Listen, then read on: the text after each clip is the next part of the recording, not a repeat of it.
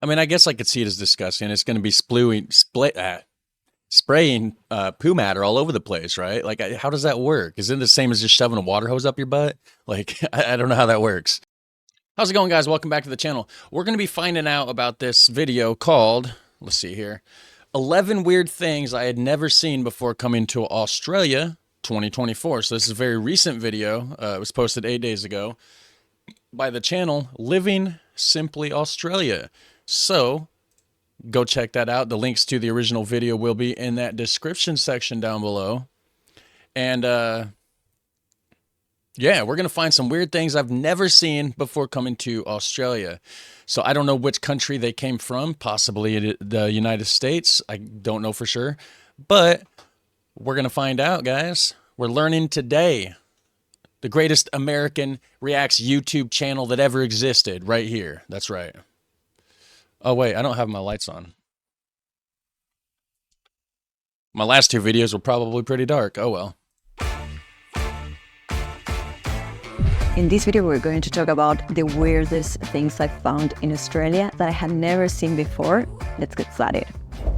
She don't sound American. I wonder what country she came from. First thing is separate toilets and no bidets. In Australia, many houses are usually designed with the toilets separate from the main bathroom. So basically you have a little room just for the toilet, and then a bathroom where you wash your hands, you have the mirror, the shower. And based on my research, historically, this was done for practical reasons.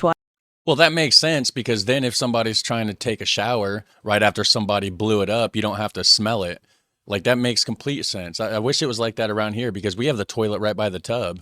Allow one person to use the toilet while another uses the bathroom, etc. And another reason, of course, is hygiene and privacy. And again, this is something super surprising because in my country, I'm originally from Buenos Aires, Argentina, and in I knew she wasn't American.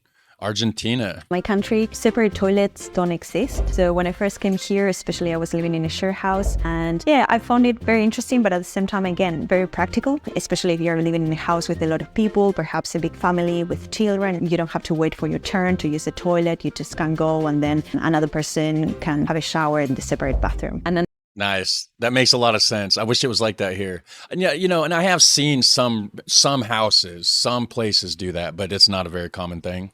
another thing in relation to this, in relation to bathrooms and toilets, and this is something that I had first seen in the US, and then when I came to Australia again, it surprised me because it's not usual here either. It's bidets, or we call them bidet. Yeah.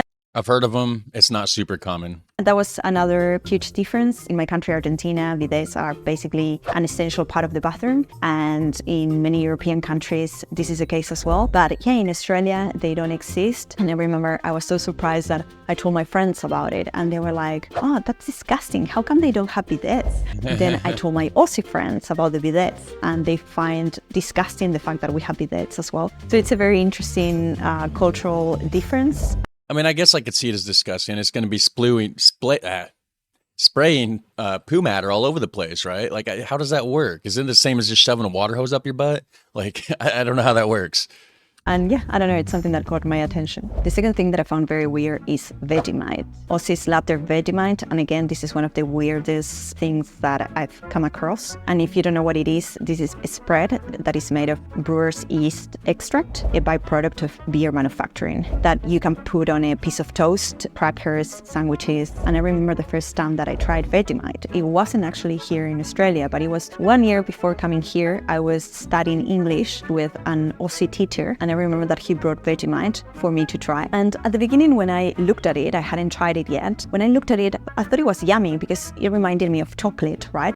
I've never had Vegemite, but I've definitely heard of it. I don't know if I would like it or not. If you see the color of Vegemite, it looks like Nutella. And then, of course, I gave it a try. He put it on a piece of toast. Basically, you have just to put a bit of butter, then a bit of Vegemite. And I tried it, and yeah, my face, it was basically lemon face. It was the weirdest thing that I had ever tried in my life. Now I like it. I don't eat it every day, but I do live with my Aussie partner, and Vegemite is an essential item in the house. I guess they really love it there. Well, I want to finish my video, so if you want to let them know not to be super loud so I can finish.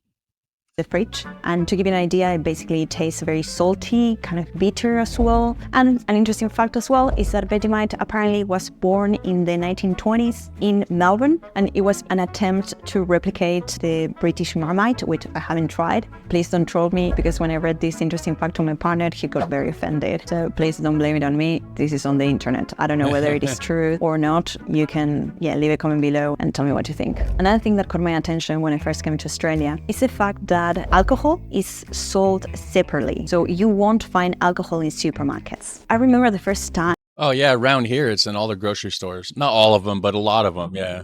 that I went to a supermarket to get a bottle of wine, and I spent at least 30 minutes going around just looking for the alcohol section, right? And I couldn't find it until I asked, and of course I realized that there was a bottle shop outside. Apparently this is a measure that they've taken to limit excessive alcohol drinking. As I've said in other videos, Australia is known for having a strong drinking culture, and that's why there are high taxes on alcohol, and also it seems that that's the reason why they have separate bottle shops. Whereas in my country, in Argentina, as well as in many European countries, when you go to the supermarket, you'll always find the alcohol section right in there. We don't have separate bottle shops, so that's an interesting difference. And Yeah, so the same with here in the United States. You have a separate section inside the supermarket or grocery store, but they do have like standalone liquor stores, but it's not like the only thing that they have here. something that now I've gotten used to it, but it's still a bit I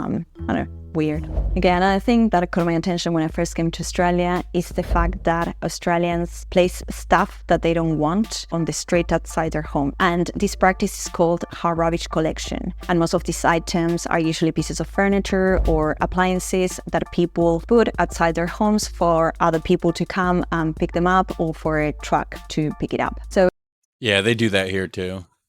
it's very interesting, and to be honest, many of these items are usually in really good shape. I know many people who basically make a living out of that. They go and collect, I don't know, a couch that perhaps is in good condition or just a bit dirty. They clean it up or they refurbish it, and then they sell it on Facebook Marketplace, and they made a lot of money. So perhaps people around here do that too, actually. Sometimes you can get pretty decent stuff. it's a good business idea if you want to explore that. Another thing that I found very surprising when I first came to Australia is the fact that there are very, very hefty fines for putting your feet on public transport seats. And these fines actually go up to 288 Australian dollars. I mean, it makes sense. Nobody wants their dirty feet all over the seat that you're trying to sit on. So like, yeah, I'm on board with that one. It's insane. And of course it makes sense, right? I don't think anywhere in the world it's polite or respectful to put your feet on the seat, right? On the public transport seat where other people are going to sit. It's basic good manners. But I had never seen that they actually fine you for that, and such, again, hefty fines. They should. Yeah, that's something that caught my attention. Housewarming parties. Now, I remember the first time that I was invited to a gathering here in Australia, and that was actually a housewarming party. And I remember when I got that invitation, I was a bit confused, because I was like, what is a housewarming party? Yeah, they do that around here too. Move into a housewarming party. You know, people sometimes will bring you like an appliance or something that goes with the house as like a gift, like a welcome home kind of thing. I had to Google it, right? And I'm sure that housewarming parties are very normal in many countries, but at least not in mine. So again, for me, this was weird. And if you don't know what a housewarming party is, let me explain very quickly. This is basically a tradition where you invite your friends to come see your new home. Basically, when you move to a new house, you have a gathering with drinks, finger food, etc., and you show your friends your new place. That's basically it. I feel that it's an excuse to just have a gathering and drink with your mates, and that's perfectly fine. I actually love housewarming parties so much. Do you guys do that in Europe too? Or is that just like Australia and United States thing? Much so that in my previous place, back in 2019, before the pandemic, I hosted a onesie housewarming party. We were 35 adults, all wearing onesies and having snacks, chatting, playing games. It was super fun. And since then, I love housewarming parties. So it was a pleasant surprise. Okay, let's talk about the healthcare system and doctors in Australia, because which are probably better than the ones in the United States. This is something that, as well, it really surprised me when I first came here. To be honest, I was a bit confused. Now, if you want to know about the healthcare system in Australia, I have a whole dedicated video about it. I think it's going to make your life easier. Now, in my country, in Argentina, and I know many European countries are exactly the same, when you have an ailment, when you're feeling sick, perhaps you have a tummy issue, you usually go to the specialist directly. You go to the gastroenterologist, right? That's the case in my country. Whereas here in Australia, your first point of contact is your GP, your general practitioner. Basically, a doctor that does general practice, and I'm not a specialist, but they do everything. It's general medicine. And then perhaps they're going to give you a prescription, refer you for x-rays, etc. Now, if your tummy ache gets worse over time and the issue doesn't get resolved, then your GP is going to refer you to a specialist. Yeah, that's how it works here in the United States too. Australia has a lot of similarities with the United States, I think. But your first point of contact here in Australia is a GP. Another example, if you have to go to the gynecologist and have a pap smear, here in Australia, again, you go to your GP first. Whereas in my country, you usually go to the gynecologist first, and you're going to have your own gynecologist, your specialist, and you have all the tests. The gynecologist does everything for you. Whereas here in Australia, you are going to go to the GP or a nurse, perhaps, and they're going to do that for you. Something interesting, again, a huge difference. Now, for that one, for obvious reasons, I don't know how it works here in the United States because I don't have that problem. But yeah. Okay, another thing that really surprised me when I first came to Australia was Australian football or footy or Aussie rules, or it has so many names, AFL. Anyway, I remember the first time I was here, I got my apartment, I turned the TV on and there was a footy match going on. They do a lot of fights though in Australian football. I did some compilation reactions on that and it gets brutal.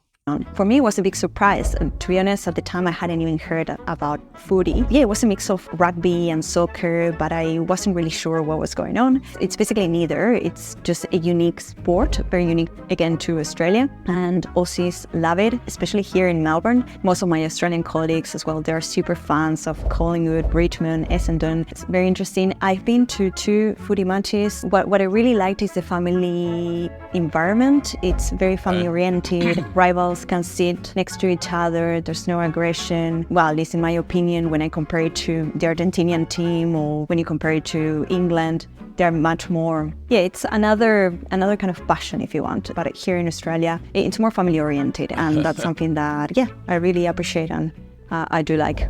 So they don't go all in like the regular football matches, huh? Where we have one team like practically fighting against the other team. Another thing that surprised me about Australia is the fact that it's compulsory for school kids to always wear sun protective hats outside. Of course, the reason for this is that Australia has some of the highest UV levels in the world. So and it's hot down there in Australia from what I hear, like really hot. So it's a measure, again, that for me was surprising because when I was in school, I didn't have to wear a hat. It wasn't compulsory, but at the same time, it makes complete sense. So it's actually really, really good. And another thing in relation to the Australian school dress code, if you want, is the fact that school kids have to carry very big bags.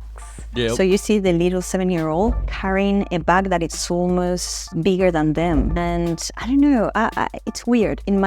They do that here in the United States as well. Educated opinion, and I'm not a health professional, I'm not a chiropractor, so terrible for your back and neck. So I'm not sure, but in my opinion, carrying a lot of weight at that age probably poses some kind of risk for the kid's posture. I'm not sure. You can leave a comment if you know more about this. Growing up, in my case, all kids have the wheelie bags. We basically used that. So that was another thing that I found weird, surprising. I don't know if it's good or bad, but some people do have the ones with the wheels. It's not as common though. It's interesting, I guess. Okay, another thing that I think it's weird, surprising, is the unique wildlife here in Australia. Of course, before coming here, you always hear about the kangaroos and the koalas, and these are very unique animals. And the emus and ostriches. Indeed. I don't think there are animals like these marsupials anywhere else in the world. But something that not many people know, and I include myself when I first came here, is that there are many more unique animals beyond the kangaroo and the koala. There are wallabies, quokkas, wombats. So every time I go dingoes, hiking, and every time I come across one of these animals, I find it very fascinating. It kind of tells you about the unique geography and diversity in Australia. I know that. Well, Australia is just a massive island, though, that's kind of cut off from the rest of the world. So it's easy for stuff like that to evolve in a different way than the rest of the animals. The quokkas are unique, for example, to Western Australia. So yeah, it's very interesting. And to be honest, even when I see a kangaroo or a wallaby, I still get very excited. Even again, after so many years of living here, yeah, it's fascinating and it's very, very unique. I'd get nervous if I ran into a wild kangaroo because those things can box. Like they can be very aggressive and territorial, I've heard. Another thing that really surprised me about Australia, and perhaps it shouldn't have considering how important the beach lifestyle is for this country, is that they have a beach safety education program called NIPERS.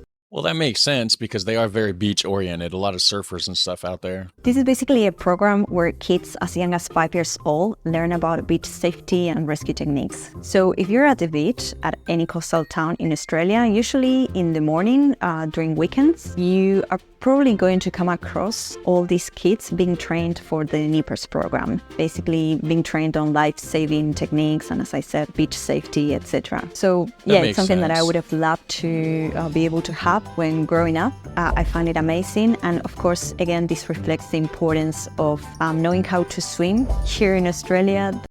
I don't know if they do that here. I don't live anywhere clear or anywhere near like an ocean or anything, but so like out in California or like Florida, they may have programs like that where it's more beach oriented, but I don't know for sure. That's super important. That's the one skill that you do need to learn if you're seeking that beach lifestyle, I guess. So those are the things that I find interesting, surprising, weird about Australia as a migrant. And yeah, let me know what's your opinion about them. If you have any surprising things that you've seen here, what do you think about these cultural differences? And if you want to watch similar videos about life in Australia, what it is like to live here, watch these videos here and here. There you go, guys.